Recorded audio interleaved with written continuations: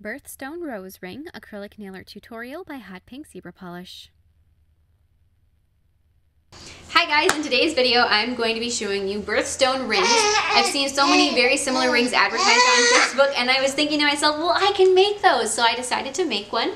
And so this one has two names on it. So it's got a name and then a little acrylic rose that has a stone in the middle that is the color of the birthstone for the corresponding name. So these could definitely be made with more than one, or more than two, you know, you can personalize them however you like. And if anybody's interested in having one of these made, please contact me. I would love to help you out with that.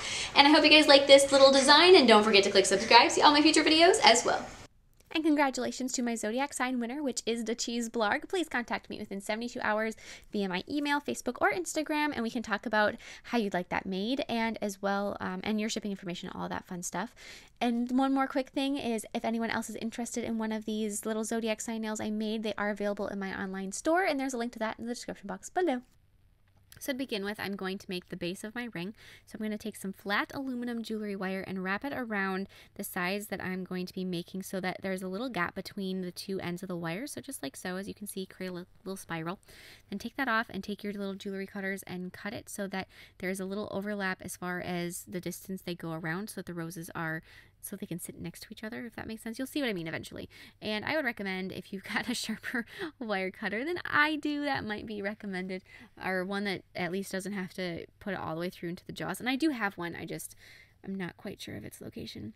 That's my organization skills for you guys. So then I'm going to put it back around to make sure that the coils still stay nice and tight onto my ring sizer. Then I'm going to show you how I make the little rose. So I'm going to place 2 beads, and this one is for the ruby.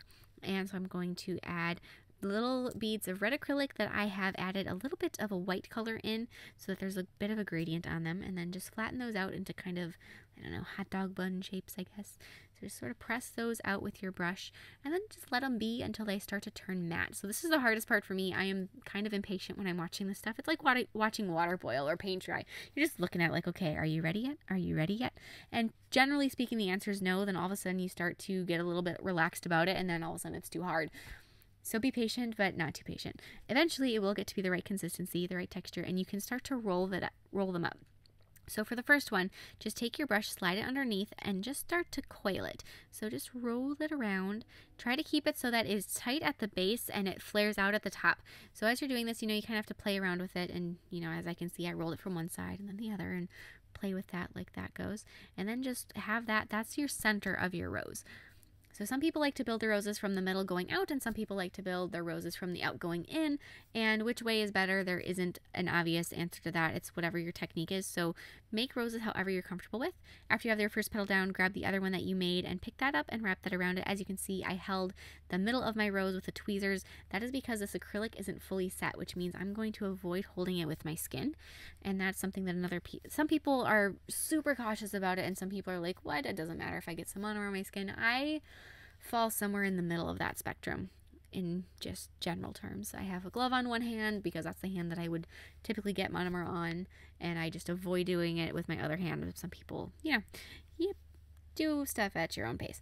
So then I'm going to make 2 more petals. Since this is a ring and there's going to be 2 roses on it, I didn't want it to get too big and too bulky, and so I'm doing 4 petals total, a middle one, that one that goes around that, and then 2 more.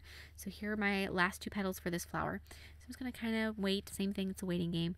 And once you have those that are ready, you can go ahead and pick those up and wrap them around the rose so that it completes and has a nice rounded full shape.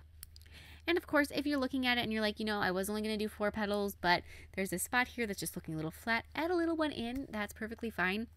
And you don't even have to do the same number of petals on each of your roses, or, you know, however many roses you're doing. You can do it however you like. So there's the next petal on there. I'm going to pick up the last one. And after you have it so that all of your petals are done, go ahead and just hold it up to the ring to see if it looks like it's the right size. If it seems like it's too small, add more petals. You can adjust this however you like. So there's the last one. I'm just going to grab my rose and just set it down, and then I'm going to attach it to my ring with a little bit more of that red acrylic. Press that down in there. Kind of hold it until it starts to set. My acrylic set really fast, so I didn't have to worry too long. And then place a little bit more of that red acrylic into the very center of the rose and pick up your red rhinestone and press that into there. And as you can see, it looks like that rose is just blooming around the flower. I repeated that and I made a second one that is that nice icy blue color for the sapphire. And then taking multi-surface paint, I'm going to be painting the name next to the rose. That's why you're using that flat jewelry wire, because it gives you a really nice painting surface. If you're going to be using a round wire, it's so much more difficult. I promise you that I would, if you're planning on making one of these, I would pick up some of this flat wire. I bought mine at Michael's in the jewelry department, and hopefully you guys can find it. But it does definitely make life easier. So next to the red rose, I wrote the name Justin, and I'm just doing that, like I said, with black paint. My wire that I'm using is silver, and so you can definitely, the black shows up really well against that.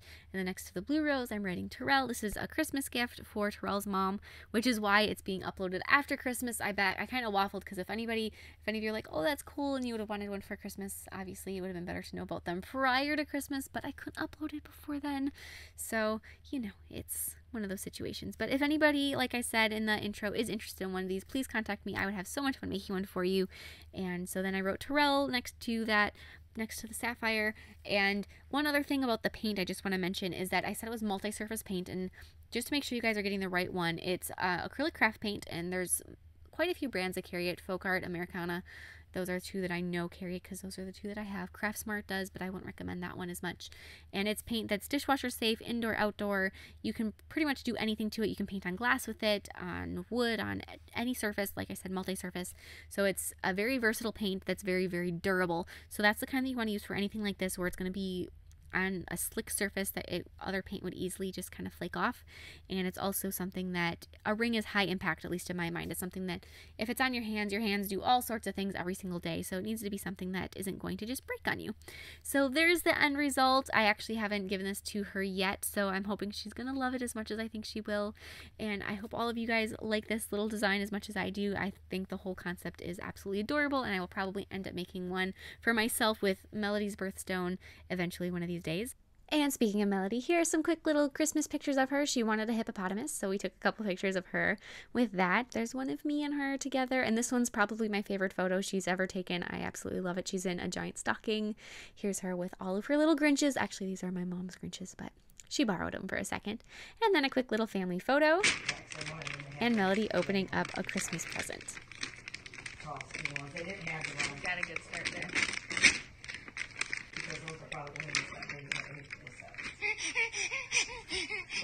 She was really excited. So thanks for watching. Please share recreations with me on Facebook or Instagram. I'd love to see them, and I will see you in my next video. Bye!